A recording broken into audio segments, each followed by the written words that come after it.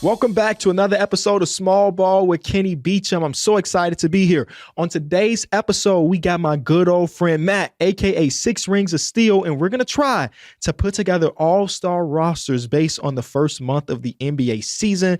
It may sound easy, but I promise you it was way more difficult than I anticipated. All right, but before we even do that, I want to remind you to leave a like on the episode. See, you thought I was about to get into a segment, didn't you? I want to remind you to leave a like on the episode, subscribe to the channel, tell a friend to tell a friend that Small Ball with Kenny Beecham is the place you need to be getting your NBA fix. Okay, news. The 76ers still ain't good. Not only are they not good, right now they're tied for the worst record in basketball as I'm recording this 2-11. And we see teams start off slow and be able to figure it out throughout the course of the season. And I'm not saying that's something that the 76ers can't do, but you could not have convinced me, even when Joel Embiid came out that he's going to be managing his injury, or when Paul George hyperextended his knee in the preseason game, you would not be able to convince me that that team would start off tied with the Washington Wizards for the worst record in basketball. It's a little scary. You know who also thought it was scary? The goddamn team, because they put together a meeting. Wasn't a players only meeting, but they did put together a meeting with the players and the coaches where after the game ended, it took them about 2 hours to come out to the podium. And Joel Embiid said that there was no meeting. And then somebody leaked it.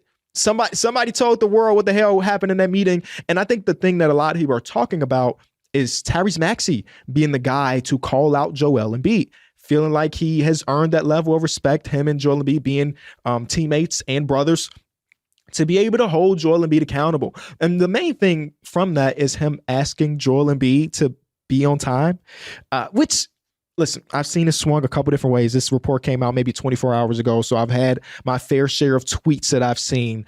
People on one side saying this is not nothing. It's cool to see a superstar player being held accountable for not living up to the superstar name.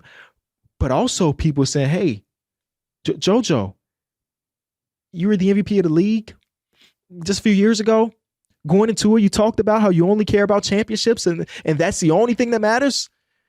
You being the star player of this team, you should not need to be reminded or held accountable for being on time. So I've seen it both ways. And where I personally sit is towards the former, where it's one thing to not be punctual. Hey, listen, some of my other co-hosts on the other show, them boy, if we got a 10 o'clock shoot, I'm telling them to start at 9:30 because I know who they are as people. But when you are the guy on the championship level team, or at least that's what you want it to be, being there and being present is like maybe the most important things, especially if you're not going to be playing. Like just letting your teammates know, hey, I'm not here today, but I'm here. You know what I'm saying?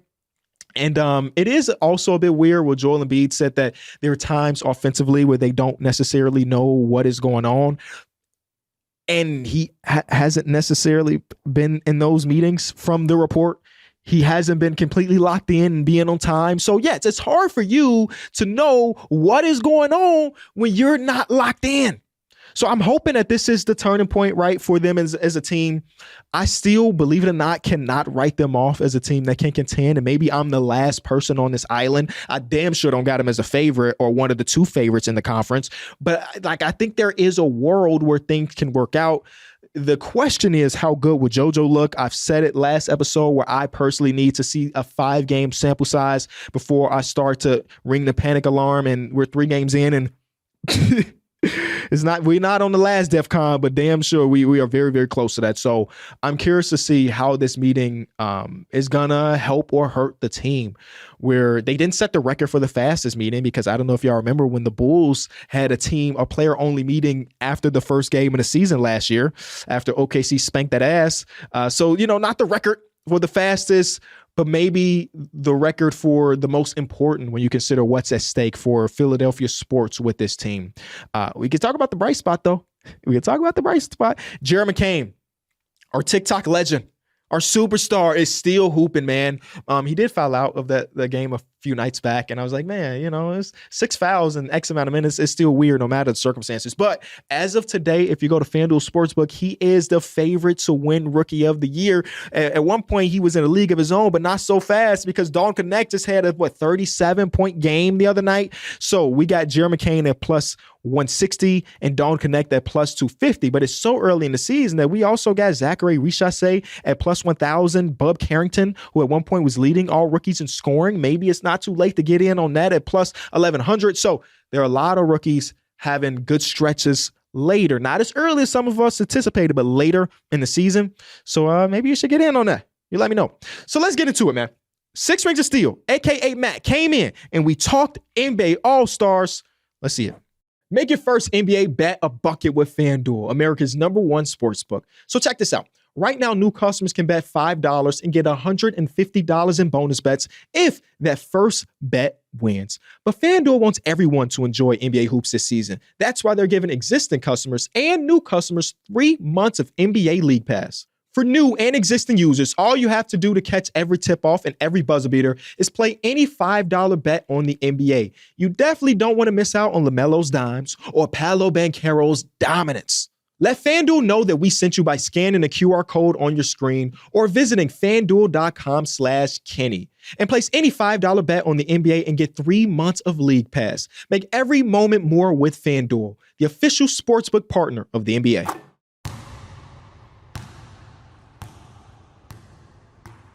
Now I want to give a huge welcome to a good old friend. Our careers have paralleled quite a bit from rebuilding YouTuber to trying to make a name in sports media. Matt, welcome to the show, man. Hey, thank you, Kenny. I'm glad to be here. I'm excited to do this. And when you said we're going to be doing All-Stars, I was like, this might not be that bad. I'm going through it, and then it gets tough because you realize how many snubs we might have. Very, very tough, man, because there are spots that are immediately open, right? Like there's no case for Paul George, who was an All-Star last year, or Kawhi Leonard, who hasn't played a single second. And some other guys like Scotty Barnes, out with his injury, or even Maxey out with his injury. So we do have openings, but there are so many players right now playing ridiculous basketball that even though we're doing first month All-Stars, I feel bad about some snubs, man. I can't lie. Right. It's definitely going to be like that. And then you got to figure out with like the injuries, but then you want to have the big names in it that maybe aren't performing as they've been in the past. So it's going to be interesting to see what we got. How do you feel about the new format now that there's going to be 4 teams in a little mini tourney, 3 NBA All-Star teams and 1 Rising Stars team that won the previous night? Do you think that changes the feel of Sunday Night All-Star? I hope so. I think it will a little bit from years past, but I wonder if it's going to be as competitive as we'd like it to be. I think we have like the nostalgia of when we were younger and the different contests and the games itself. So I'm hoping it does. I think adding the Rising Stars could be really cool, and we could see guys that we wouldn't really see on Sunday in this. So I'm just hoping for the best this year. Yeah, last year was ridiculous, man. So I've been able to go to All-Star pretty much every year since 2019, opposite of 2021. That was the year that they did in Atlanta that was close to the public. Every public one I've been to, except for this year. Like I was in the city. We were in Indianapolis. And then Sunday morning, we woke up. We were like, "Do we really care about the All-Star game? We have free tickets." Yeah, and it's been so bad that we were like, "Let's just drive home." And it was a good decision because that All-Star game stunk, man. It was bad. So, Adam Silver has said he'd been talking to Steph Curry because it is in San Francisco this year, and this is what they cooked up.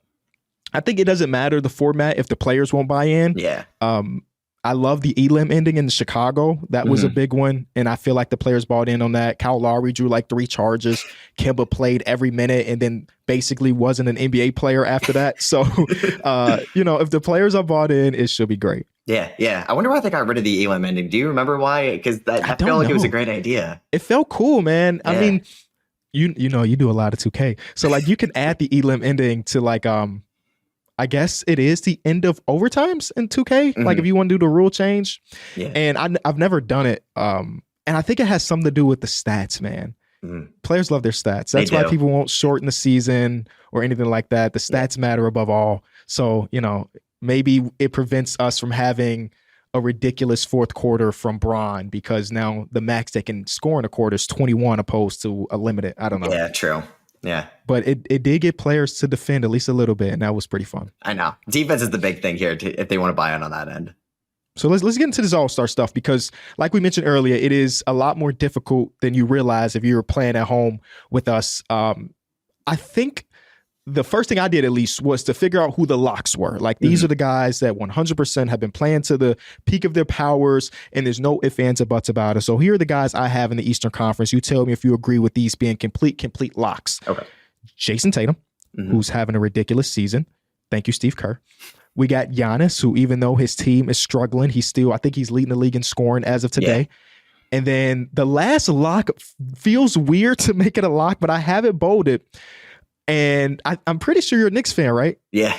I have Cat as a lock right now. Me too. That's my exact 3 forwards, front court guys in the East, and it was so much easier doing that than the guards in the East. So I'm agreed on that because I actually think Cat has been the best Knick this year too. Yeah, and it's kind of insane because I know everybody's talking about the defensive aspect of it all, which makes sense. He has not been very good defensively, but it's so cool to kind of see Karl Anthony Towns in this place where he has other options around him outside of one. Like last year was like, here's Anthony Edwards, here's Karl Anthony Towns, that's our offense. And I think it ended up being like 17th in the league. It never really was very great with Cat there. But now with having the spacing of OG and Mikal, who can be up and down, but Jalen Brunson, who's one of the better players in the league, Karl Anthony Towns has the full floor to kind of create for himself. And it's been very fun to see. Like they were in that dogfight versus the Bulls maybe a week or so ago. And I'm watching and I'm amazed, but I'm rooting against them, obviously, because it's my Bulls. And nobody's really been able to stop him. It's been his most efficient season so far. So it may feel weird on surface level to say Cat is an absolute lock, but I don't if you've been watching, man, he's been on a whole nother level. Yeah, and I think it helps too for his case. Like he's been the best offensive player on the 3rd ranked offense in the league. So I think that'll kind of go to show how great him and Brunson as a pick and roll partner have been this year. But I think you also look at some of the guys that are usually here, like maybe Bam Adebayo not having the season he's had in the past, or Joel Embiid because of the injuries. It's kind of opened up for Cat to be, I think, a lock when we didn't really think it would be like that in this start of the season. Yeah, man, because the Eastern Conference got a lot of players that won't be there. Like Bam, he's starting to turn it up at least a little bit, but I'm not letting this 1 week put him in the All-Star game for me.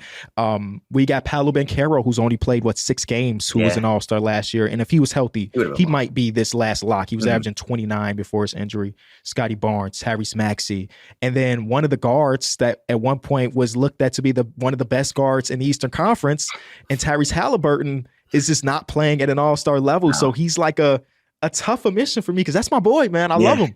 I know. It's tough just looking at his shooting splits. And it's so night and day from his start last year where you mentioned how he's looked at as like the best guard in the Eastern Conference, or at least the best point guard. So him not even making like my honorable mentions, it's just wild to throw to like not even have Halliburton's name down. When I have guys like, I have Nikola Vucevic in an honorable mention, but not Tyrese Halliburton. Like what year are we living in right now?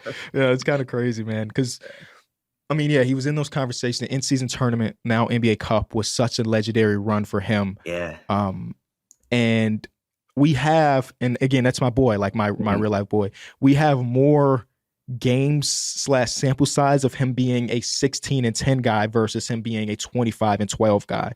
And he's not moving the same. So it's not completely 1-to-1, but he might just be a guy that averages mid-teens and then a bunch of assists and things like that. But I'm watching him, and obviously it's a full different team when you think about how they changed after Pascal Siakam got there. But them not being one of them fast-paced teams, top 5 offenses, is really like pigeonholed him in a way where he's never really been a guy that's gonna break a defender down to the likes of Kyrie Irving or Darius Garland.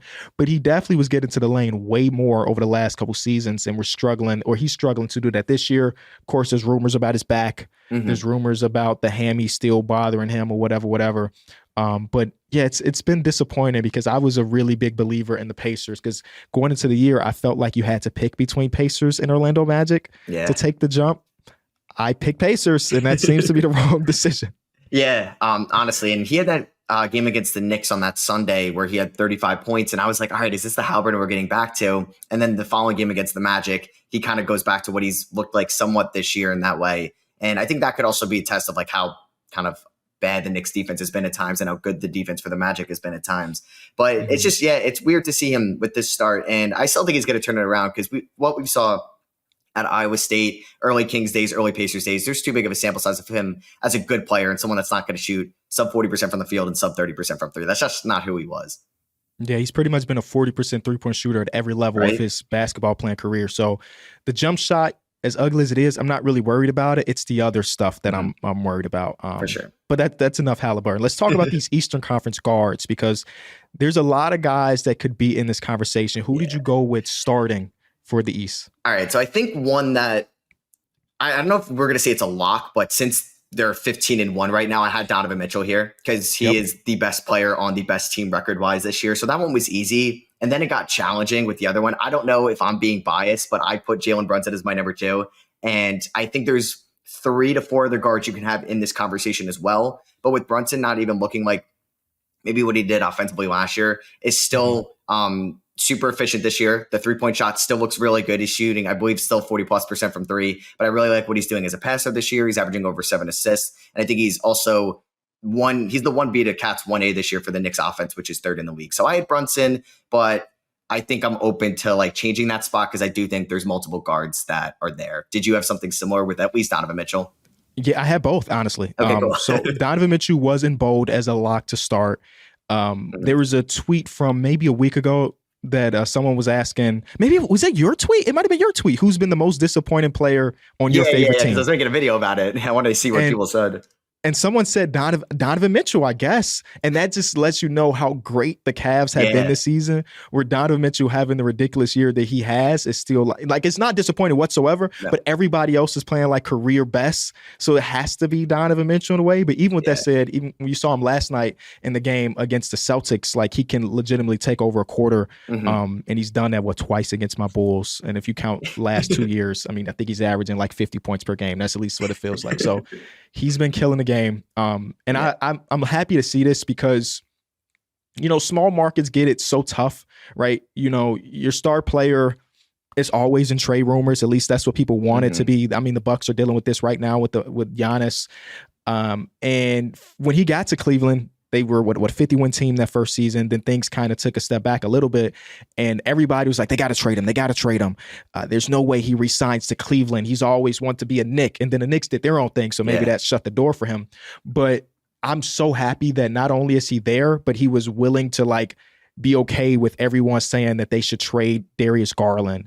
Or even before the season started, there was the report that Darius Garland's representation were like, if you're going to extend Donovan Mitchell, maybe you should trade me. And they decided not to do that. And both players are having ridiculous seasons. And now the Cavs are in contention. I mean, it was a close game last night, even if it didn't feel like it for 3.5 quarters. So I got those two guys. And Brunson, you gave all the great points. I still got enough respect for him over some of the other great guards in the Eastern Conference. And that's enough for me to put him as a starter. Yeah. Okay, cool. So I'm glad we're aligned on that because sometimes I got to keep my Knicks bias in check. If I already had Cat, I didn't want to put 2 in there. But for Cleveland too, it's because I could totally see the Garland appeal because Garland, although he didn't play well against Boston, either way, every other game this year, he's been super efficient. He looks healthy, calm, cool, collective again. And I feel like he's been an all-star caliber guard, and we may get to him again in the bench spots. But I would be totally fine if we had a backcourt for the Cavs in the All-Star game just because of how good they've been so far. Yeah, it feels very reminiscent of some of the other great teams throughout history where not saying that a certain player doesn't deserve it, but the team is so damn good that somebody else other than the star player has to get mentioned. Right. And I kind of feel that way about defense a lot of the times where you have top end defenses and you're trying to pinpoint who's the guy. I mean, there are certain teams that just do it so well that you can't pinpoint the Houston Rockets. I mean, you can pinpoint 2 guys off the bench, but that starting unit is still a great defensive team. Is it Alperen Sengun? Is it Jabari? Or is it collectively just having that chemistry to be on the string? That's kind of the way I feel about the All-Star game as well. So I think we will get to Garland a little bit later. Okay. Yeah, totally agree there. And then, all right, so basically we kind of figured out our starters in the Eastern Conference with no issue. Do you want to go to the bench in the East or do you want to go to the starters in the West? Let's stay with the Eastern Conference because this is where things get really tough, man. Okay, let's go. Let's round off. Who's the first guard for you in the Eastern Conference bench? All right, so it wasn't Garland for me. I actually went with LaMelo Ball. I think because LaMelo is averaging 20.5 points, and I feel like no disrespect to Trey Mann because he's been good in his own way this year, but this team has been either banged up in the front court or Brandon Miller and Miles Bridges have been kind of underperforming to their expectations going into this year, and I feel like LaMelo Ball has just been keeping them competitive in most of their games. And his 3-point shot has been off the charts. His playmaking is still there. And I think just he's an exciting player to watch in this league and in the Eastern Conference where there's only 4 teams above 500. I'm okay with the Hornets who are 5-9 right now getting an all-star guy. And I think LaMelo Ball, with the popularity he can have in this league, deserves to be in the all-star game. But I think it's a tough spot for some of these guards because you could have a bunch of these guys that could be in this conversation. Yeah, I'm in the same boat as you. Because the East is so weird right now that being sub 500 didn't really matter too much for me, unless you were The 76ers, who are 2 and Yeah. 11. Every other team, I feel like we're in considerations to have an all-star, in my personal opinion. And LaMelo, he wasn't my first guard, but he definitely is on my list as one of my guards. He's been phenomenal. As long as you don't look at last night, him getting benched. He's been amazing. And like you mentioned, they've dealt with people underperforming, right? B Mills in the second year, having moments, having a game winner against the Detroit Pistons, but not necessarily having the season that a lot of us anticipated going into year number 2, or Miles Bridges, who had a good bounce back after being out of the league a little bit, still not looking as bouncy or as great as previous seasons. And man, they're starting Taj Gibson some days, man. Right. Like that's how rough it can be. And yet I think him, LaMelo Ball, and Charles Lee has done a pretty good job to make this team at least watchable. I think that's like the bare minimum, but having a watchable team goes a very long way, and LaMelo helps that a lot. Yeah, I don't know if you have the same kind of format for your All-Stars, but for the guards, I had like basically 6-ish guards that could have been the bench or the wild cards. Like both my wild card spots went to guards. The forwards, or the front court guys, I should say, I didn't have anybody really too much in consideration. So like I ended up going with LaMelo and Garland as my backups, but I'm okay with like LaMelo being a wild card or anything like that. So those are the 2 I went as my backups. Who'd you have? Yeah, I have the same thing. Okay, those are my 2 backups. We're right now, we are perfect 7 for 7 at our All-Star game. Garland, it sucks that last night he had such a stinker of a game, because they don't get a ton of nasty televised games, and being 15-0 going into that situation and having that type of night where it was genuinely bad. One thing about DG, even Cavs fans will tell you, when you put a bigger defender on him, that's the times that he usually struggles. And he's a smaller guy. So when I say bigger, I mean, most guys in basketball are 6'3" or above. So let's say when he is matched up with a really aggressive, bigger defender like a Drew or like a Derek White, he will struggle. And Al Horford made some ridiculous plays last night. How's he doing it? He's like 38 years old. I have no idea, man. I'm not thinking about last night, 3 of 21, whatever the number was. Before that, he was one of the clutchest players in basketball by every statistic, and he also put a few games away. So in my mind, again, 15-1, they deserve at least 2, and Darius Garland is one of the other guys. I'll just say that. There we go. I'll say that. All right, front court. Honestly, it's not a ton of candidates for front court this year, at least out east. So I'll go first. I went Jaylen Brown. I know he missed like 5 or 6 games up until this point, but he's still having 26 point per game season and still can, turn the crowd up when they need it. Like just like last night, the big run goes on with the Cavs, and Jaylen Brown is one of the people to kind of silence those things. And, coming off the Finals MVP, still putting up ridiculous number. Even if the 3-point shot is not falling like the previous years, I still think he's done enough to get it. And especially, again, we're talking about the best team in basketball, maybe not by record wise, but having one All-Star would be weird. Yeah. I had Jaylen Brown as one of mine as well. And even though, like the shot, like mentioned, sounds a little bit this year, but I think the playmaking has ticked up a little bit. I kind of like what he's doing in the half court. I feel like not trying to do too much offensively. And I think the 3-point shot with him, like decent sample size enough, it's going to fall. He's still a really good defender. And I think since, like I wanted to have 2 Celtics in here as well, because they've been the best team in the league for the last, you could say like year and a half now. But it was going to be tough to get Derek White in just because of how stacked the guard class is. I don't know if you ended up getting Derek White in here. I tried. I don't know if there's a way to make him a forward, because if there was, I probably would have had him over Jaylen Brown. But just because of the front court thing, I had Brown here. But I did have him making it. Cool. Let's go to another front court guy. And this was not a dude that I expected this season to be a year where I'm talking about first time All-Star, first month in. Franz Wagner. Franz Wagner has taken over. Paolo Banchero went down, and what felt like the worst time, he was averaging 29 points per game. And I watched his very last game before his injury, and that was against the Bulls. And in that fourth quarter, me and my boys, we watch games together in Discord. I'm watching this game with them, and Paolo airballed like 2 shots in the fourth. And I was like, that's strange. Little did we know he was trying to play through this injury. So when he went down, I'm like, this is awful for the Orlando Magic, because they were hitting their stride and missing their best player for a month plus on a team that's already a deficient offensive team. Should be a struggle, but here they are, 6-game win streak currently, and Franz Wagner's put up 33, 32, 29, 31. Like, he's been incredible. So I think he deserves a spot right now. Yeah, he's been killing it. The shot looks back, and I think it would have been an interesting discussion, because if Paolo never gets hurt, we're probably arguing maybe Paolo and Cat for that last front court spot as a starter, and then maybe Franz were arguing for a backup. And with how weak the front court is in the East this year with backups, I think he could have made it even if Paolo didn't get hurt because he was playing well as the number 2. And he definitely belongs here. Yeah. With the way he's been playing with Paolo out, I think this was a fairly easy one. I had basically 3 guys for my last spot. So I'm intrigued to see who you had here. So I went with, and maybe this is my biases coming into play here. Not a Bulls bias, but I went Evan Mobley. Okay. I absolutely love the season that we're getting for Evan Mobley. Again, you can push back on that because maybe he's not at the same level as some of the other guys that I have as my snubs, but I do think he's one of the 5 best defensive players in the league so far this season. And when you account that with him averaging, I think 19 and 10 at this point, or even yesterday, he was one of the better players for the Cavaliers. It feels like the one year where it was Jeff Teague, it was Kyle Korver, Damari Carroll, it was Al Horford and Paul Millsap all making player of the month. That's kind of how my all-star ballot feels like for the Cleveland Cavaliers.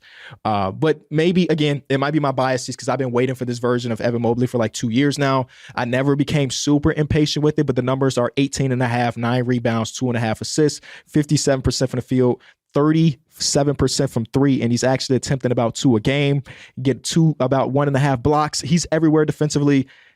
Again, the front court is so thin that I feel pretty comfortable putting this 18 point per game score in the All-Star game. Yeah. Oh, man. This is so the way I thought you were going with, I thought I was going to hear like Vucevic or Levine coming out of your mouth with the bias part. And Levine was one of my finalists here because Levine has been great offensively this year, and it's nice to see him healthy again. I had Siakam also down because I think he's still done all right for Indiana, but they've been a little bit disappointing as a collective this year. And you could even talk about Mathurin being their top guy. I also had Mobley. I ended up going with Mobley as like my top guy because I'm cool with right now when we're doing this, they're 15-1. I think they are good enough to have 3 All-Stars and what Mobley's doing defensively this year. And we're trying to see that version of him become what we thought it could be after year 2. And we're seeing it. And this team is a lot of fun to watch. And if you're 15-1, like I'm fine giving you 3 All-Stars. I don't care who you are because they've been playing like that. And Jared Allen deserves probably some love in the conversation. But in the East, like Levine, Mobley, or Siakam, I think it was easy to go with the guy anchoring or part of the defense on the 15-1 team. Yeah. And again, we're talking about a front court that is really, really thin without some of the big hitting guys like a Joel Embiid not being here. So, you know, them having 3 All-Stars makes a lot of sense. Now, the wild card, there are so many directions we can go. Yeah. I might get just a little bit crazy. I might get a little bit crazy in one of these spots, man. So you tell me your first wild card and we'll see if we're on the same level. Okay. Yeah, both mine are guards. The first guy I had is Cade Cunningham of the Detroit Pistons. The Pistons have just been fun to watch again this year. And you can credit that to JB Bickerstaff and you can credit that to the veterans they brought in. But Cade this year, I think, has taken another step as trying to be the leader of this team. His slash line is 23, 7, and 8. And I mean, like for the All-Star game, you're looking at slash lines. That's an All-Star caliber slash line this year. I know the turnovers, maybe you would like to be down where they are right now and him overall as a playmaker, but the 3-point shot is there. He's been the best player on right now. They are the 7th seed in the Eastern Conference. Not saying a lot. They're 7-9, but we're talking about Eastern Conference All-Stars. I'm cool with like Cade, the number 1 overall pick, the pedigree, him, I think, developing as one of the top young guards in this league. He was my first wild card spot. Not mad at it. He was my preseason prediction for first-time All-Star this year. It just made too much sense. Yeah. Finally have a coach that know what the hell he's doing. Finally got some veterans in that. And like we're seeing guys like Malik Beasley just have 4-game stretches where he's putting up 20. Tobias Harris, for what it's worth, has been living up to whatever expectations were put on him. And it's been fun. I also have Cade Cunningham as one of my wild card spots. And I feel like we're going to have the same other one. You think so? If you're saying weird, I don't know if it is weird, but I'll let you go with it. I'll let you know if it's my guy. Last thing on Cade before we move on, as like you mentioned, the turnover stuff can be something. The game against the Miami Heat a few nights back where it was a dogfight of a game, and that is the one where Eric Spoelstra pulled a Chris Webber. Yeah. Cade had like a 2-minute stretch where he was in absolute hell. And I'm watching, again, talking to the guys on Discord, and I'm like, man, my Cade Cunningham propaganda is going to go out the window if they lose this game, man. And luckily, Spoelstra did his part, and nobody cared about the turnovers because they won. Yeah. Nobody cared. And then they just played against the Bulls yesterday, and nobody cared about them losing that one either. So it's kind of cool. It's kind of cool to see Cade Cunningham do this thing because, you know, he's not a very great advanced stats guy. He's not a very efficient guy compared to his peers that are in the level of all-stars, and he turns the ball over a ton. But he's more of an eye test guy, and I always try to balance the eye test and analytics and stuff. Cade is almost strictly an eye test guy. Where like the guy he can flat out hoop. He can flat out hoop. He can take over games. A tough shot taker and maker. And his team is still not great. Like, it's better than last year, but it's still not great. No. So to see him and Jay Ivey kind of mesh after a year of them basically not playing together is pretty cool. All right, last wild card spot. It's my show, right? So I could do something a little crazy. Get that trade value up and put in Nikola Vucevic as an NBA All-Star. I like it.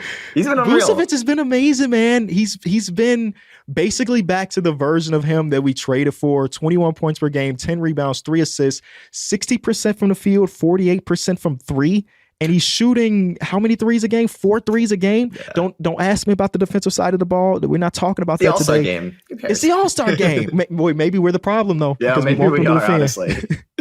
But I wanted to give some love to Vooch. It was tough between him and Zach LaVine. I went Vooch just because I figured that the guards are so very stacked that having a wild card that was a forward or front court player made sense to me. But you can talk me out of it completely because maybe I'm drinking the Kool-Aid and trying to get other teams to drink the Kool-Aid to trade for him. Nah, I like it. He was my first honorable mention. The way he's shooting this year has been unreal. He shoots 48% from three. It's crazy because he shot 29% from three last year. So this has to be so nice to see as a Bulls fan. Just hopefully he does get that trade value up for you guys. My last spot though was different. And I'm going with Tyler Hero of the Miami Heat. Tyler Hero, 24, 5, and 5 this year. He has been lights out as a shooter for this team and honestly has kept this team somewhat respectable in games where Jimmy has been out or not playing to Jimmy's standards with Bam's slow start offensively. Just shooting 45 from three, 88 from the line. He's got just the quickest trigger in the league from three. And I think he's done well as a playmaker this year overall. Maybe the defense isn't where you want it to be either, but I think he should be in the conversations. I was trying to get him in as like a forward spot as well, but primarily he's played shooting guard this year. Yeah, I love it. He was one of my tough omissions. And again, my biases came into play, so maybe he deserves to be in here with Vucevic. But regardless, I love the season that he's having. My major criticism of Tyler Hero was that his shot diet was just too old for what the modern era is. Man, last time I checked, his long two-pointers are down like 20%, and he's replaced those with three-pointers. We always knew that he was a good to great three-point shooter. It was just a matter of getting him locked in, and he's been their best player. I mean, I know Jimmy had the good game against the 76ers, but other than that, it's really been Tyler Hero carrying the offensive load. Or in that game that I referred to earlier with the Detroit Pistons, he went on his personal 9-0 run when it felt like the game was over and, helped them claw back into that one. He's been so good. I'm so happy he got some mention today because he definitely deserves it. Big honorable mentions, right? Mm-hmm. I have to go Damian Lillard, obviously. Yeah. I think he's like 12th in the league in scoring or something along those lines. And he had the game-winning layup against the Houston Rockets a few nights back. He's been great this season. It did feel weird to give them 2 All-Stars when we can all agree that they're underperforming. Mm-hmm. So that's one of the main reasons why he didn't make it. Maybe that shouldn't matter in the All-Star game, but sometimes you gotta pick hairs? Is that the splitting hairs, I think at this point. Yes, exactly.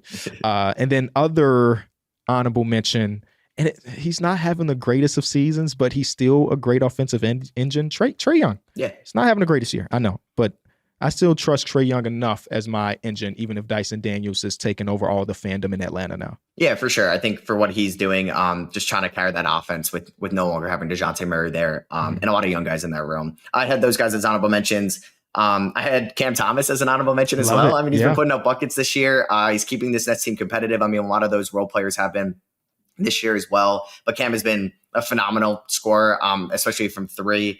I mentioned him before, but Derek White, I wanted to give some love to as well. I think it was tough to get 3 Celtics in.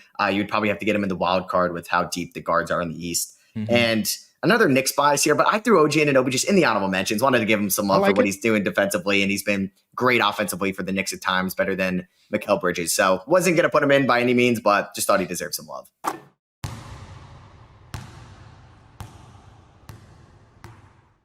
Do you think the East or the West was more difficult to do this for? It was tough. So for the East, I think it might have been the East with honorable mentions because I have a lot less honorable mentions in the West, but just trying to give the last wild card spot or the last guard spot, I was spending 10 minutes trying to figure out who I want to give it to. Okay, let's get to the locks out west then. Mhm. I think we can both agree that Jokic is a lock the season that he's having. They won their first game without him the other night, though. Shout Hey, out to Jamal Murray. He had a yeah, big game. Russell Westbrook with a triple-double, his 200th of his career. Shout out to him. yeah. Anthony Davis has been an MVP candidate this Mhm. season. I think he deserves to be a lock. And then my last absolute lock, like, of course, there are a lot of players that deserve to be here. Absolute lock is probably Shea, even if he's not having the same season as last year. And they lost to the Spurs without their top 3 players. I still put Shea as a absolute lock at the All-Star starters. Yeah, I had those guys pretty easy putting them in as well as locks. So, do you want to start in the backcourt specifically? Yeah. Let's go backcourt. Okay. See, the last guard in the because like what we've seen in the past, 2 guys that I'm sure we're going to mention throughout this, but there's been 2 guys that have always kind of dominated the backcourt for the guards, at least over the last 5 years. And I went with somebody a little bit different. Maybe it's because of the hype, what he's done over the last week. But I'm going with De'Aaron Fox as my last spot. I love it. In the Western Conference. Like 29 points. He had 109 points through 2 games, the 60-point performance. I thought he's looked good defensively. The 3-point shot has been better over the last couple of weeks. And he's been great for the Kings, especially with DeMar missing some time. And he's just been so much fun to watch out there. And I know he's playing for, I think, some Supermax eligibility at the end of the year. So it's just been a joy to watch him. And it's cool to have a Kings player in a loaded guard like group in the Western Conference be a starter. Yeah, I mean, he dropped 60. And unfortunately, Anthony Edwards hit the shot to take the game away from him. And also, unfortunately, Jake Paul and Mike Tyson were running around in the ring. Time. Yeah. So nobody was paying attention unless you're a really, really big diehard NBA fan. Yeah. But he's been incredible. Game after that, like you mentioned, he scored so many points and they clawed and got that win as well. You watch the Kings broadcast, they're still calling him Mr. Clutch, even though it's been a few years since he won Clutch Player of the Year. I love it. Now, he's on my team for sure, but I went very traditional with my starter. I did go Steph Curry here. Okay. They're the number 1 team out west right now at 10-3. And though his overall stats are down compared to, his previous seasons, or you compare it to his best of the years, he's still averaging 23, 5, and 6, 42% from 3, which is still incredible at this age. They've been one of the best stories in basketball. Some people had them outside the play-in completely. Some people had them as a play-in team. And here they are through the first 15 games or so of the season. They're the number 1 seed. And Curry deserves a lot of credit for that one, because even in his bad shooting nights, he still has the magnet on him where other teams are going to guard him like he's got 50 already. So, and he's always been at least okay defender. I feel like this season he's buying in even more to the defensive side of the ball. We talked about it last episode with Jerry Stackhouse being there, kind of changing the defensive identity a little bit. But their last game, I don't know if you caught it, they're going against the Clippers, and the Clippers don't want to win for whatever reason. And the Warriors get back into it, and then the last play was just like, I don't even know the name of the song, but the song that when people are just running around, Is it the play where they're just throwing the ball around, or am I thinking just throwing the ball around? Yeah. Oh my God. Draymond Green saves it to the opposing team, but it's tapped out. And regardless of all of that, Steph Curry is still seeing 2 bodies. He throws ball across the court to what he thought is going to be Lindy Waters, but it ends up in the hands of Gary Payton II. Brick, game over. But Curry's, again, just been incredible. I love De'Aaron Fox as a starter. I just went a little bit more traditional. Yeah, for sure. And Curry's one of the more popular players in the NBA. So, and it's the All-Star game. And I'm perfectly fine if Curry was a starter. Like you said, they're exceeding expectations this year. And his numbers haven't been like to Curry standards, but he's letting other people get involved because the defense is so much focused on him. So you ended up going with SGA and Curry. Yeah. So Fox and SGA, a little bit of a Kentucky backcourt there. But Steph was my first backup guard. So I had him in that conversation, which the backup guards also got kind of interesting because some guy, I don't know if he's in there for you as well, but always a starter. And this year, off to a little bit of a slow start, at least with his shot. So he ended up being a wild card for me, who I'm sure we're going to We're on the same page there. Let's lastly talk about the last front court spot, since we already have Anthony Davis and Jokic.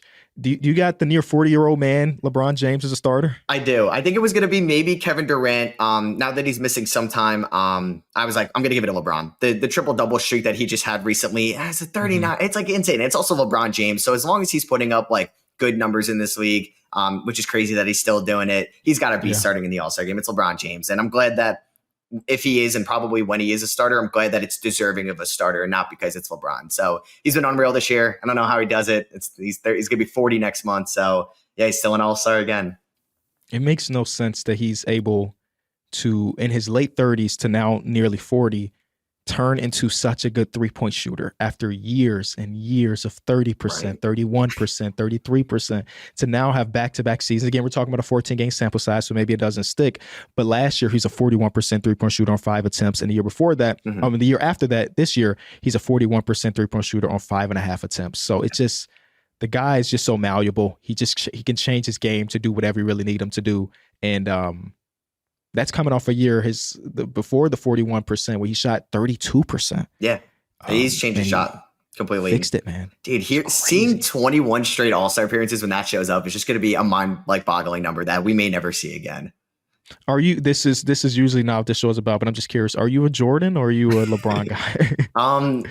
So I think growing up, like, just you hear about Michael Jordan and what he is and everything like that. And I'm 25, so I never really got to see Jordan play whatsoever. I'm going to go with LeBron just because, I mean, I got to see his dominance. I got to see his Eastern Conference going to the final streak. I got to see him do this at age going to be 40 years old, good enough where his son's now in the league and he's been this good. So I'm more of LeBron for my, I guess, like, sake, but I guess I can't have the full view just because I never got to be alive in the 90s, or I never got to be like, I'm sure you know people or like been around it, like Jordan, what he meant to Chicago and how much. I wonder what your debate or your thing is, because you're the Chicago guy. Yeah, it depends on who I'm talking to. Yeah, I feel that. If it's an old head, I'll go MJ just so I don't get chewed out.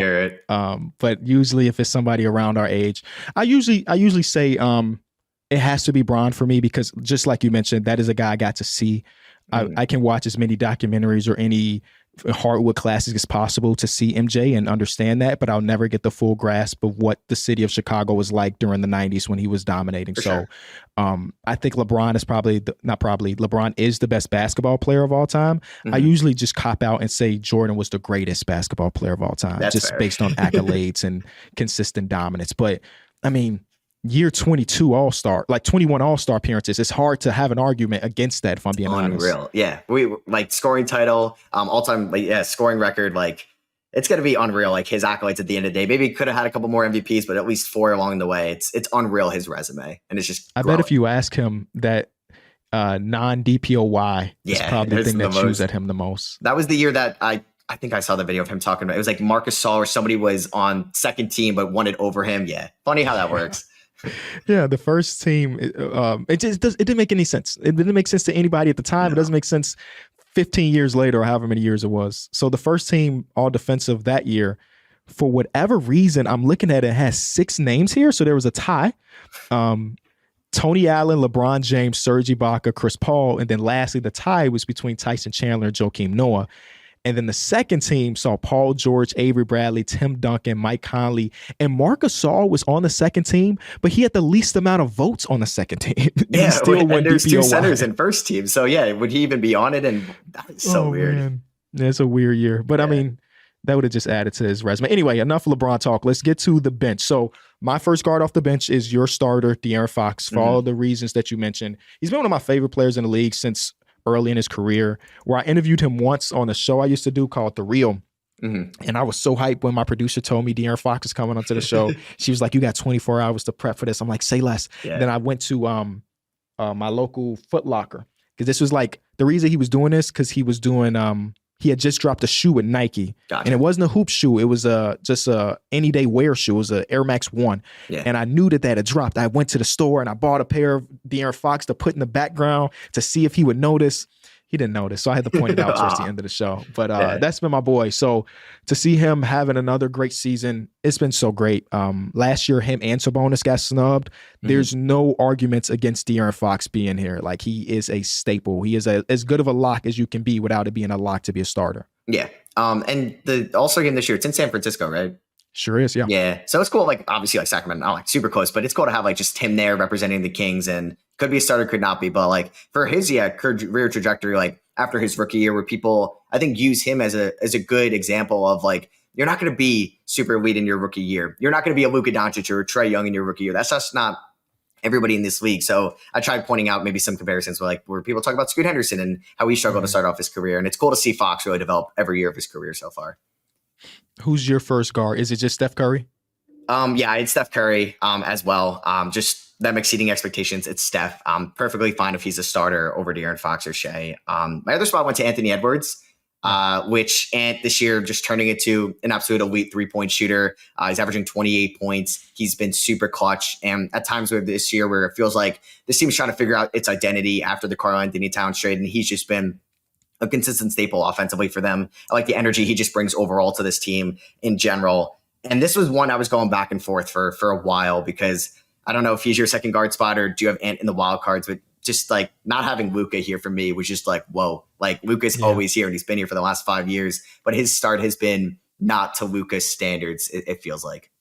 Yeah, it's such a weird one because I mean, the stats are still ridiculous. So maybe because I agree with you, Luka is, spoiler, a wild card of mine. He's averaging 28, 7, and 7. Like it feels weird to be like Anthony Edwards is the first guard over 28, 7, and 7. But so yeah, maybe we're being maybe not as true to what it really is if we're taking it at face value, because 28, 7, and 7, hypothetically, if it was Anthony Edwards averaging these exact numbers, then we'd probably have him as a starter, right? But because we're only comparing Luka to Luka, we talk about last year where he was 34 points per game, 9 assists, and 9 rebounds on better efficiency, that I did also give the nod to Anthony Edwards, who turned into tall Steph Curry. Athletic Steph Curry. And he's such, I cannot wait. I know we got starting 5, and shout out to the people at Omaha. I feel like starting 5 didn't really do a full justice to Anthony Edwards as far as who he is as a person. And I pray that he's got his own production team following him throughout the course of his career. But the stuff that he says, like he came onto the scene with some craziness. Oh, I play every sport and I'm the best at every sport. That's his rookie season before he was drafted. And he looks like a person that can just, sounds like Glazen's crazy, do whatever he wants, right? He said that his change of his jump shot, he watched every shooter shoot and tried their release point. He tried to release like Steph Curry, didn't work. He tried to release like Kevin Durant, didn't work. Damian Lillard worked. One offseason of him switching his release point to Damian Lillard has him shooting 40% from 3, 40+% from 3 on 11 attempts. That's like unreal. Some video game progression. Yeah. So I got to give my love, man. Yeah, you just have to. And for what, like, just the excitement factor to him, just the way he could change direction on the floor in the half court, and just like, the competitiveness that you mentioned, it was just tough because we hold Luka to such a high standard, and maybe he just has a couple games where he goes 6 of 10 from 3 straight times, and his 3-point shot looks a little bit better than it does right now. But it's funny because like Ant, Steph, like these would be starters in the Eastern Conference probably. Like these guys would probably start over Brunson in the East. So it's funny just how the conferences work. Yeah, agreed. I mean, even Mavs fans in my life, of course, they got so much love for Luka. I'm not trying to act like they don't, but they've been very disappointed in his start. And again, we're talking about 28-7, or it's 28-8, whatever the numbers were. So he's there. Don't worry, Mavs fans. He's just not, a starter or the first guards, but he's a wild card spot. Yeah. Front court was a bit weird out west, man. Can't lie. It was. It was tough trying to figure out some names. Who's your first guy? So I'm not going to hold the injury too much to him, but I still had Kevin Durant here just because KD, I think, was playing like an MVP in the small sample size before he ended up getting hurt. We're in year 17, and I think LeBron obviously is in a tier of his own with longevity, but we got to appreciate what Kevin Durant is doing in year 17, being able to just be as efficient as a scorer. Someone that's going to score 27, 28, 29 points every single night, be an elite 3-point shooter, be an elite post scorer. And no matter who you are, it's going to be impossible to block a Kevin Durant shot, maybe unless you're Wemby. But I had KD making it. It's Kevin Durant. I think if he plays a decent amount of games, whatever people's view is the threshold, he should make it. And I think it was going to be like him or LeBron for the last starter spot. So I ended up going with KD as my first bench spot. Not mad at that. So in his 9 games, just 27 points per game, 6 rebounds, 3.5 assists. And not only that, I think he probably was the front runner for clutch player of the year. They just didn't lose in the clutch to start this season. And Kevin, you talked about longevity, which I love. People forget that Kevin Durant basically missed 2.5 seasons of his career. Yeah. And the fact that he is 36 years old and still able to do the things that he's doing is just a testament to like one of the basketball gods. Like there's no other way to really put it. He's just one of them guys. So I'm not mad at it whatsoever. I did take the injury against him a little bit, so he's not in at all. But everybody knows that if Kevin was healthy, he, like you mentioned, probably it'd be a starter. But I went a different direction. And it feels weird because maybe he shouldn't be my first one. I mean, I guess the order doesn't matter. They're still coming off the bench. Yeah. Jaren Jackson Jr., man. Yeah. Thoughts? Was Jaren an honorable mention, or did he make it for you? No, so he made it for me. He was one of my 3 spots, and it would have Okay. been easier because if I took KD off, I could have made this a little bit easier on myself because I was debating between him and somebody else. But if you watch the Grizzlies this year, I mean, as a whole, he's been kind of the best Grizzly. He's been better than Ja Morant. I think at times when they play together, obviously Ja and Bane have been dealing with their injuries, but he's been great offensively. And I think it's more the 3-point shot coming around.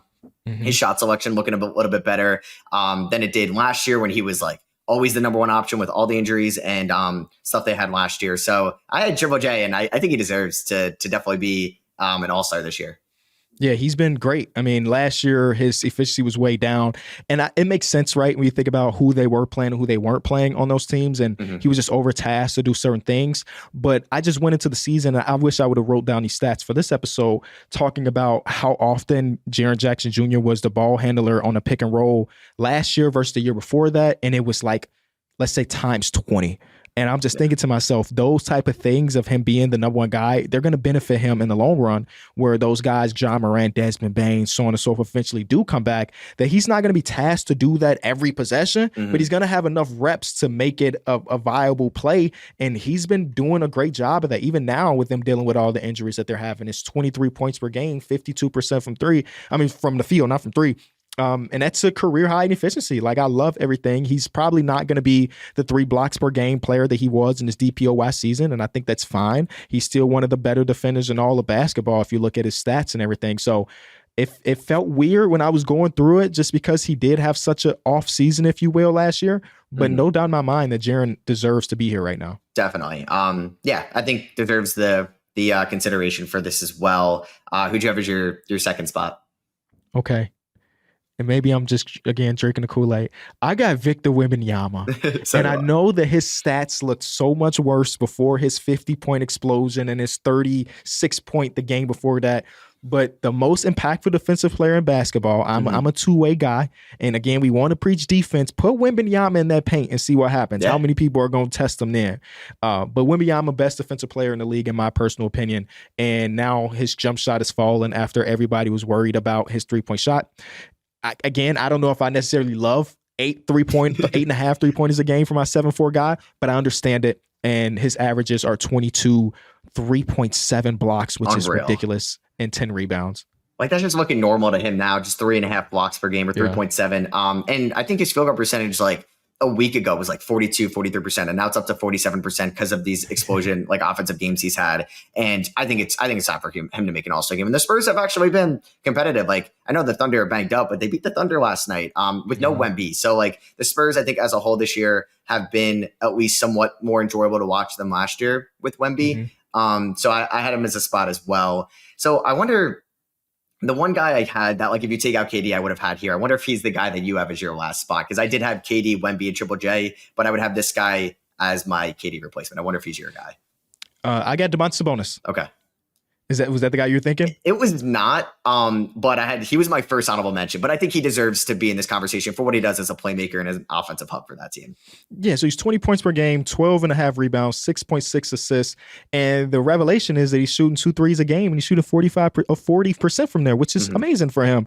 I always wondered if he was going to buy in completely to shooting, and again, we don't want him shooting Wemby numbers at 8 attempts, but all those shots are completely open, and most of the time it's not the first action. Like, they run the first action, nothing comes of it, and then a couple seconds left because the other things didn't work. Okay, I'll shoot the 3. And I love those type of 3-point shooters for a big. I don't love when it's Jonas Valanciunas taking the 3 6 seconds into the shot clock. That just feels like a bad shot to me. So Sabonis has found his way. I mean, last year I thought he was the biggest snub, so maybe I'm just giving him his justice here, but he's still 64% from the field. And believe it or not, he's honing down on one of the top 12 defenses in basketball, which is something a lot of people didn't expect.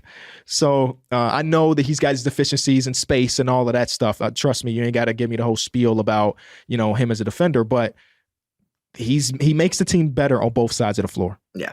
For sure. I honestly haven't checked his percentages on like 64% from the field is unreal for his shot selection as well this year. I mean, such a good playmaker, rebounder.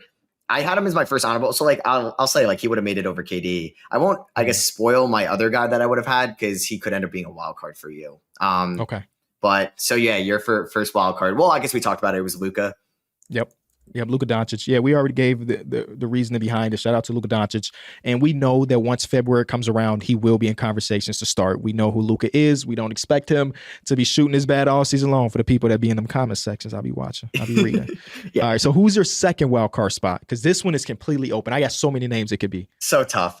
So I feel bad leaving Sabonis off. So it could have been one guy, but I'm actually going to go. I'm a sucker for first-time All-Stars. So I'm going to go with Jalen Williams of the OKC Thunder making it, which is a little bit of a shocker, I think. They're 11-4 right now, but he's been their starting center with no Chet Hartenstein and Jay Will. I think he's been great defensively this year. He's been great offensively as well.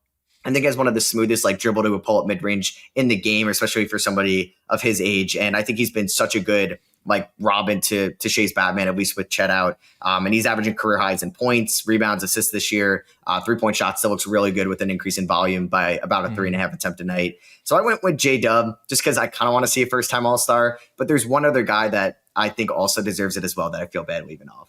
Is he a guard? Yeah. Is it Kyrie? It's Kyrie. Kyrie is my last wild card spot. I fully agree with that as well. Yeah, he's 24, 4 and 5, 54% from the field, 54% from three. Yeah. It's just a ridiculous masterclass in efficiency. It doesn't make sense. Another one of them true basketball gods where him being the size, they got him listed as 6'2". I haven't met Kyrie, but I've been right next to Kyrie. I don't think he's actually 6'2". So just for him to be able to be this efficient, this good, this late in his career, at 32 and some change, it's so great, man. And he didn't make it last year. Or the year before that. Oh, no, sorry. The year before that, he did make it, but he didn't make it last year. And it maybe does feel a bit weird to have a team that's one game above 500, have two All-Stars. And that's why I'm not mad at the Jalen Williams pick, because J-Dub has been great, and they're one of the better teams in basketball. So I hate that we didn't get to a Rocket, but I just don't know what I don't know either. Because I think Şengün and Green had their struggles, at least to start off the year. I think it was a little bit more reverse for Green, but I don't know either. They've been preaching defense so much, and if there was a way to give Tari Eason and Amen Thompson, Dylan Brooks their love for their defense this year, I would love to do that in the All-Star game. I think Şengün will have somewhat more All-Star caliber numbers when we get to it. He's been a little bit better as of late, but yeah, the West is just so loaded. There's a better chance he makes it in the East. Yeah, I 100% agree. So it's always cool when I do stuff like this and talk All-Stars, because in the Eastern Conference, I think we had a player represent almost every team. Even I don't think we had Pascal Siakam. He at least got a mention. Yeah. Every single, at least okay team has got something, because we weren't talking about Jordan Poole, even though he's been okay this season. And then out West, the only team was the Rockets. Every other playoff team, other than Norman Powell and his Clippers. Guess you got to give him an honorable mention, right? Norman Powell's been great this year, and it's cool to see somebody take a jump in age 31 with the volume going up, but the efficiency going up as well. Yeah, I feel like it would be a better story if people cared more about the Clippers. Yeah. We haven't had a person win Sixth Man of the Year in his 30s since, I think, 98, which it was Darryl Armstrong. And we don't even get conversations of people being 30 plus being an MVP, MIP talk. So Norm's been great. He did have that little stretch. It was like a 2 to 3 game stretch. It was no, here's the fall off. Here's happening. But then he had another 24 or something, 23 versus the Warriors. Okay, cool. He's good. We're fine. Yeah. We're fine, Norm. Did you have, so I mentioned, I guess, Powell, we could talk about, did you have any other top honorable mentions? I guess we got to give maybe Brandon Ingram some love for trying to keep this team alive for the Pelicans that have all their injuries now. He's banged up, but I don't think a Pelican's going to end up making it. Just small market. They're pretty bad this year, obviously because of injuries, but I don't think they're going to end up having somebody make it, sadly. No. Shout out to B.I. I got a lot of love for him. The only guy that was it's like Devin Booker, I guess. Yeah. He's been a staple guy for most of his career, or last couple years of his career. He's 23 points per game. His efficiency's down compared to his career averages and stuff, but he's played more like the Olympic version of him. Unfortunately, you got Kevin down, and then Brad is down, and Nurkic missed some time as well. So now he has to go back to being the Devin Booker we know. And he did give us 44 in that Minnesota game. But after that, I watched the Orlando Magic.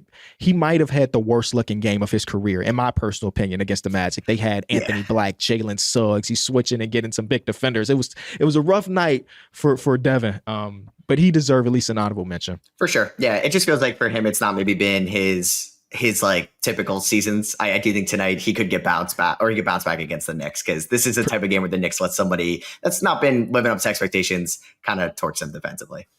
Producer Greg is throwing out the name Draymond Green. And I'm actually disappointed in myself for not having him as a honorable mention. Lord knows he wasn't gonna make it, but 9 points, 6 rebounds, 5.5 assists. The big thing is the 3-point shooting, 3.5 attempts per game, which is the most he's attempted in a game since his age 26 season. So 8 years ago, he's shooting 46% from three. Crazy. Draymond Green. So there's the honorable mention, Greg. He deserves it. He definitely deserves it. But I don't know if you can get a 9-point per game player in the All-Star game without them being 17-1 or something like that. Yeah. If we had a defensive All-Star game too, he would be joining it with like Dylan Brooks in the game. 100%. 100%. Appreciate you coming on, Matt. What you got going on? Yeah. Thanks for having me. Just kind of sticking with some 2K stuff this year, just also NBA commentary stuff, similar stuff to I think what you're doing. And I've been enjoying the season so far. I think we've seen a lot of unexpected players ball out. Maybe some expected players not ball out as much. So I just enjoy the parity in the league, and we have so much talent. And keeping up with the draft, it should be a good draft this year, height wise. So I'm looking forward to it. Yeah, appreciate you stopping by. People at home, I'll put Matt's links in the description, his Twitter, his gaming channel, his NBA channel, all of that. Be sure to check him out, man. This was a ton of fun. Yeah, thanks for having me, Kenny. Greg, welcome back, my brother. It is time for 5 Out. Let's do it. So all of the new coaching hires from the offseason seem to be working out pretty well. Which of the hires do you think will look the best at the end of this season, and which of the hires do you think will look the best at the end of next season? I think that the best this season, of course, it's the easy answer. It's going to be the Cleveland Cavaliers, right? They're 15-1 right now. And I think the reason it's going to look the best is because there are so many rumors and people asking for the front office to break up that team, break up the front court, break up the back court. And they decided to just have this level of patience to see what a new coach can do. And a new coach has somehow empowered all 4 of them to have great seasons, which doesn't make sense to me. So I think they're easy the answer for this year. Next year, believe it or not, I think the best coaching hire could be JB Bickerstaff with the Detroit Pistons. Now, as so far in his career, it seemed like we know what a ceiling of a JB Bickerstaff team can be. But this team in Detroit that was struggling with an identity for 5+ years to kind of have a coach there that can instill some of the defensive culture. I think that, again, this year they're competing to be a play-in team. The next year we'll probably see the full impact of that. Where does JJ fit into top coaching hires? It's hard to say. They're such a weird team, and I'm not just saying that because it's the Lakers and everybody has to watch them all the time, but they don't make any sense, even though they're winning a bunch of games right now where like they're not a great defensive team whatsoever. Their offense is still one of the top in the league, but they're not conforming to some of the other strategies across basketball. So I think that he might be one of them ones that it looks the best 5 years down the line because he's supposed to be their Pat Riley, I guess. I don't know. I like that. Last one here. I want you to react to this hot take. At the end of this season, we will consider SGA and Jalen Williams as a better duo than Jason Tatum and Jaylen Brown. Yeah, that's, people use hot take very loosely, I think, in sports, right? That's a hot take. That's hot. That's spicy. That's because the Jays, I want to remind you, Jason Tatum's like 3rd in scoring. Jaylen Brown's averaging like 25. And they're still one of the best teams in the league coming off a championship. That's a little bit too hot for me. And J-Dub is one of them dudes that I've loved since my first Summer League game of watching him. So, I'm sorry, not Summer League, first regular season, because I don't remember much in Summer League. But that would be insane. The likelihood of it happening 1 through 10 is probably a 1.5. So there's a world in it. That's why it's a good hot take. But the Jays have just been doing it so consistently. And I mean, if they go back to back, it don't matter what SGA or J-Dub do. Like, that's going to be the number one duo. I guess this would be the assumption that the Thunder do knock them out in the finals. And if that's the case, we all live in the moment, right? Jokic got eliminated from the playoffs and people were saying Luka was the best player in the world. And now look at that. So it's like, I love a hot take and a reactionary take. But honestly, I mean, yeah, if they win the finals, they can have that. They can wear that crown. Wasn't it Giannis that said Jaylen Brown is the best player in the world because he won finals MVP? So like, yeah, I could see that. But I still do got the Celtics as my favorite. So maybe that's why it's a little bit too far-fetched.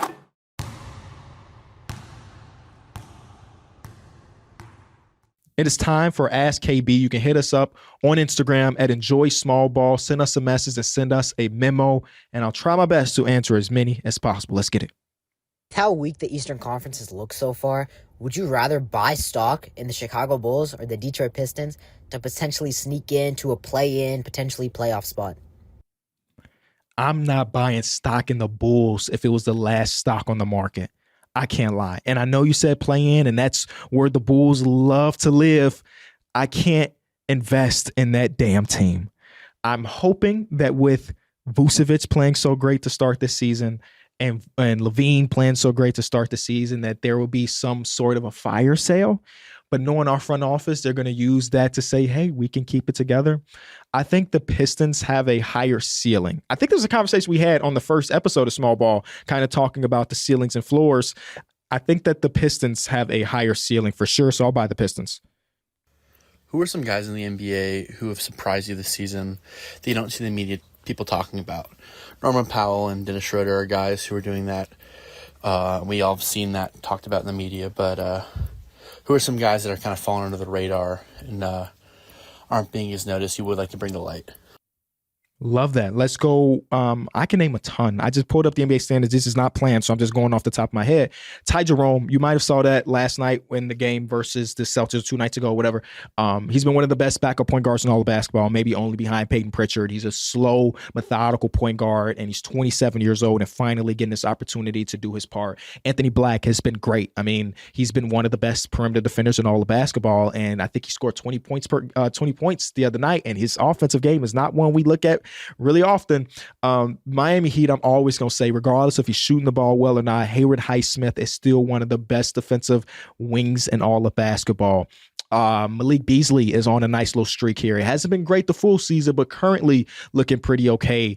I mean, I could keep going. I mean, Cam Johnson is one of those trade potential pieces. He just had one of his best games, if not his career high, the other night when it was no Cam Thomas. Ayo Dosunmu in transition is something I always got to bring up. He's one of the best transition players in all of basketball. I'm just looking at the Eastern Conference standings and flying off. Out west, who are some guys? Out west maybe it's a little bit tougher because I feel like we see the Warriors, right? So we all are aware who's there. So maybe that's not necessarily under the radar. Should I end it there? I mean, Amin Thompson, Tari Eason is people that we talked about in the previous episode. Christian Brown is having such a phenomenal season, even if he's not the shooter that some people wanted him to be at this point of his career. And I'm going to keep saying Ryan Dunn, even if he's not shooting it as well as he was at the beginning of the season. And Nickeil Alexander-Walker is still good. Like, should we keep going? Chris Dunn? We could keep going. But I guess I'll end it there. Jalen Wells, shout out to him.